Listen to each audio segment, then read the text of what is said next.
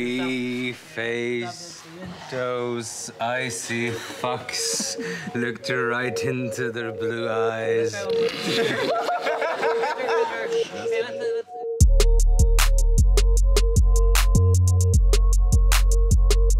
The feast was a wonderful sequence. It was 17 pages long, in one room, and many different things going on. That was really fun, the feast scene being one of the first scenes we shot. We had a room full of cast, and it was like coming back to school on the first few days when everyone's just so hyper to be back. We're like having fun, cracking jokes, like having a really good time. And yeah, it was good fun. You didn't know Denmark was a country until you met Nikolai. For characters like me, it's great, you know. Get to relax for a little bit, you know, have a drink, hang out with my pals. And obviously after what happened in season 3, rumour has obviously got around that he's talented, so.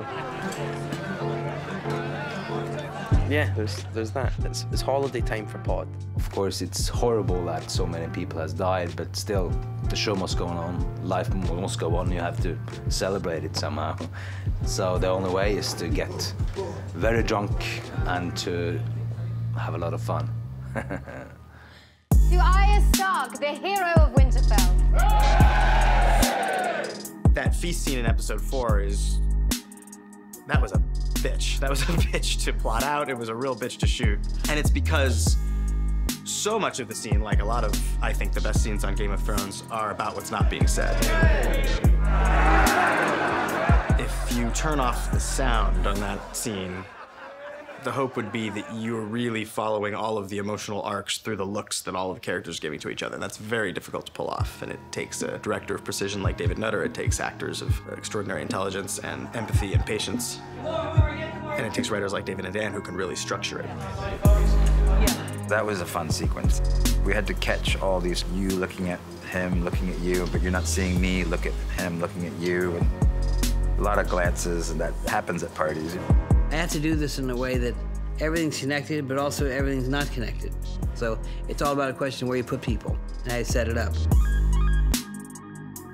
So the plan which David came up with was you put them into groups and isolate them to a degree, which we can do with camera angles, so that once a certain group has shot out its piece, we have them traveling up the hall which connects to the next group. So just clever choreography. As far as the lighting, it's always tough because you have all those people eating. You want to shot multiple camera because there's multiple people talking, and so you want to create something that is flexible. So my trick was candles. What we did, we built some boxes under the candle, like some little riser, and inside I had little lights. So the light was coming from the glow inside the table and not just a general top light. Most of our drama scenes were action scenes, simply in terms of the number of bodies that we had on the ground. When you have that many moving parts, it's always going on, and you're always painting a picture behind the actors who are giving the dialogue or walking through the frame. If I was to try to find you and Dan somewhere in the episodes, would I be able to? I think maybe. A madman or a king!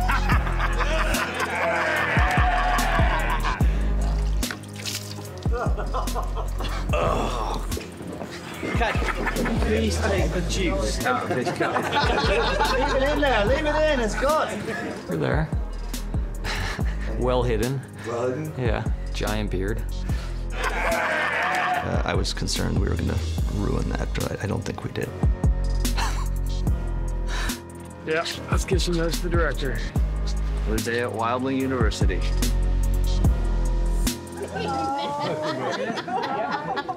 Sean? I'd smile, but my beard will pop up.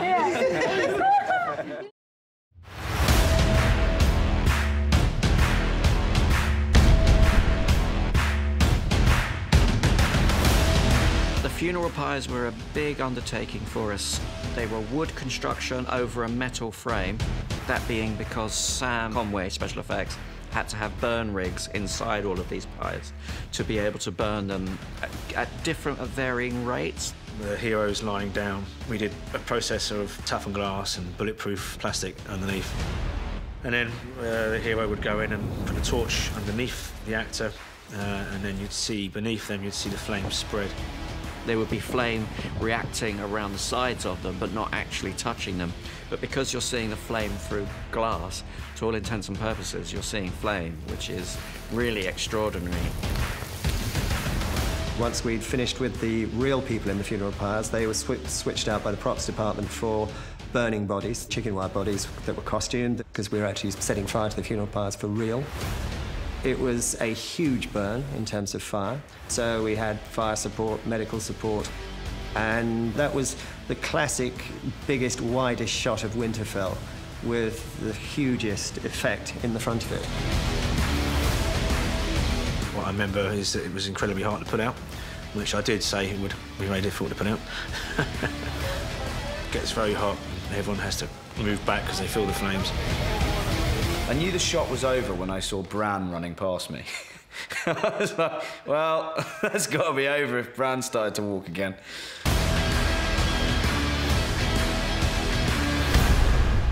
Episode 3 is such a massive battle, and so many people fall during that episode, and part of that is about our heroes, you know, the characters that we really know, and part of it is just seeing the sheer number of other folks who fell. We've got real pyres that were built by our department, and then the VFX team extended them so you can see that there's actually thousands and thousands of fallen.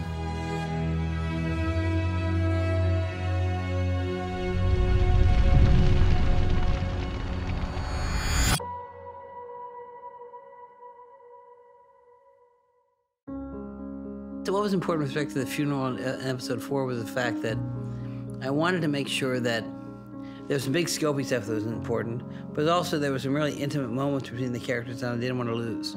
There was a moment in which Danny says goodbye to Jorah, where Sansa says goodbye to Theon. So I wanted to make sure that that was really covered in the proper fashion. That was really hard. I remember right before my take, putting the pin on Alfie, David Nutter came up, the director, and he was like, you never got to say goodbye, and you never told him that you saw him as a Stark. And then I was like bawling, because I'm thinking like, I will never properly get to say goodbye to Alfie as Theon. Like, that would be so crazy. It was something in which we all have situations in our life where people that die at the wrong time and things that happen before you expect it to happen, where you say to yourself, I wish I had said this, I wish I had done that. So I wanted to make sure that there was something gnawing at her. She took that nugget, made it into something special. She's that great of an actress. She really did a tremendous job there with that. The emotion was easy to capture because the emotion was very real. These are people who've been working together, and some of them for 10 years. Yeah, it was a very difficult thing to say goodbye. Even if the ceremony was fictional, the goodbye and the emotions in the goodbye were very real.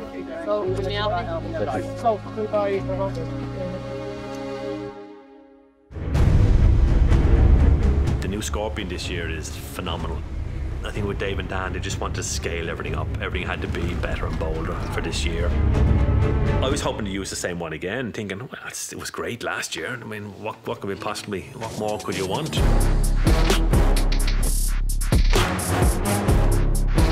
We saw in season 7 that Qyburn had invented this scorpion, this giant dragon-killing scorpion, and it didn't quite work.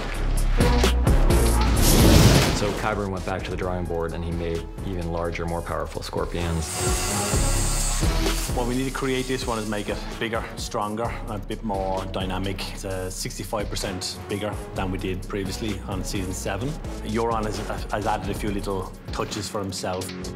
There's a seat on the back and added 4 more cross limbs for a bit more power and a bit more madness. The boat is a nice design, bit of a more barbaric style. When you see it first, it'll be in its closed mode, and when you see it the second time, once it fires the projectile, it leaves the limb, it opens up and it'll rotate, so it will rip open anything that it hits. It's absolutely incredible work. The whole production this season is just amazing, what they've been creating for us actors. You really feel that you're part of the biggest show in the world when you're sitting on a scorpion and everything is just going around. You really feel wonderful.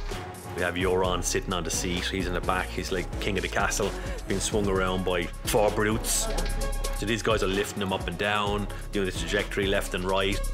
I mean, he loved it. He loved it. He'd been still on it if he could. I'm going to be brutally honest.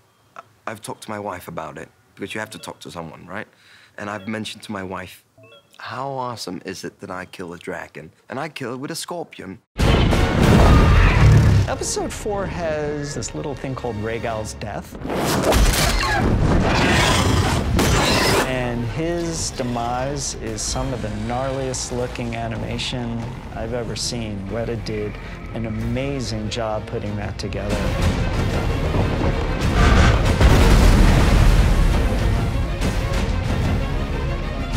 In the end, we have a couple of shots of the destruction of Dany's ships.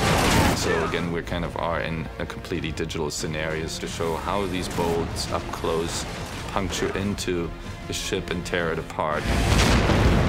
And the last shot is a very special one. It's one of Tyrion having this long shot running across the deck. That was another one-er, but kind of a cheated one-er. So we had him running around the deck. We had some physical effects there, but a lot of it we did later. Love it. Love it. And when they're done in one shot, like this is, one continuous thing, it doesn't let the viewer off the hook. All the boat work for Game of Thrones essentially is done on a set piece that's out in this location, Banbridge. Everything that you've ever seen on a boat in Game of Thrones where people are standing, walking, or talking on a boat has been done on that ship. It's surrounded by green screen, and everything around the boat will have to be replaced with CG water or water photography. And then at one point, the railing gets blown away, which the section that gets blown away is actually CG. So when all the pieces come together, you see the special effects, you see the CG, a lot of atmospherics. You see Peter going into the water. It's a pretty spiffy moment.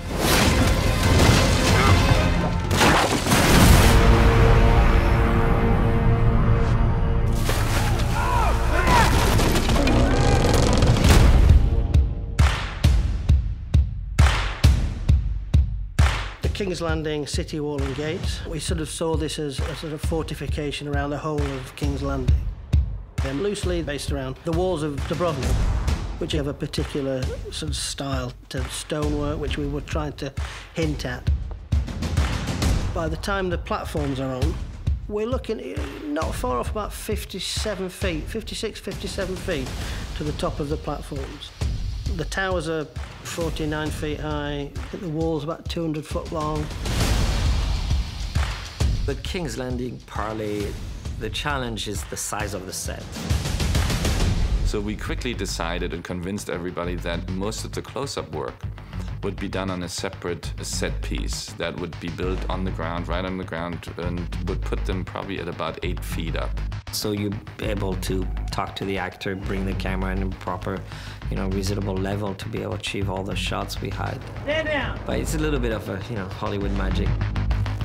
Another challenge was that, of course, this set is incredibly visible from the surrounding area.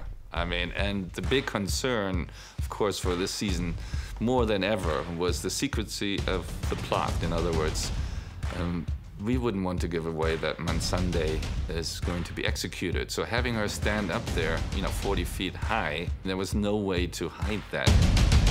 So again, later on, we're adding her in there now, oftentimes as a digi-double. But for the close-up work, we shot her separately on stage to composite her on that per location, so we could put it together in the end as a seamless, it's all been shot in the same place.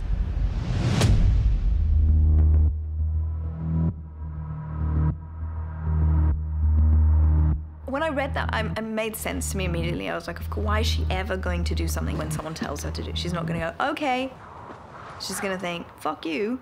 Also, it's, Dany's best friend, so she's like, fuck you, too. She's fun at parties, that's all I can say.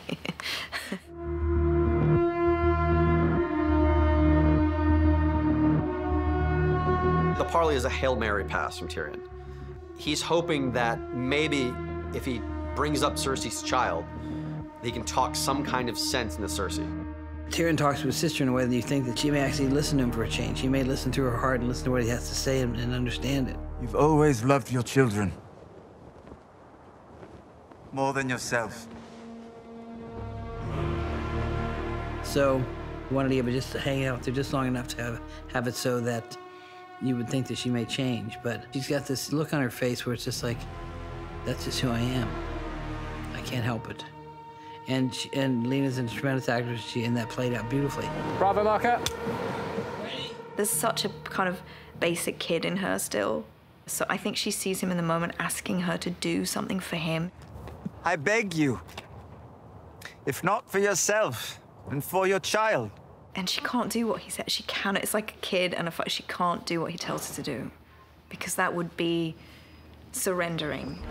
If you have any last words, now is the time.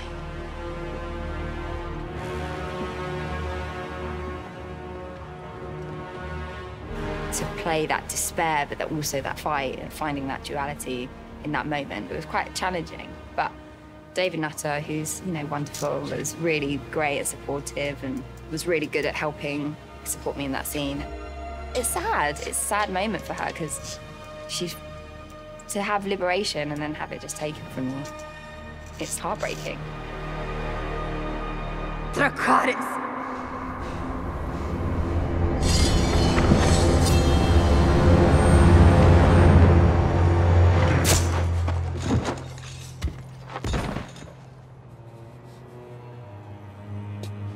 For Grey Worm, losing her is just like there's nothing left.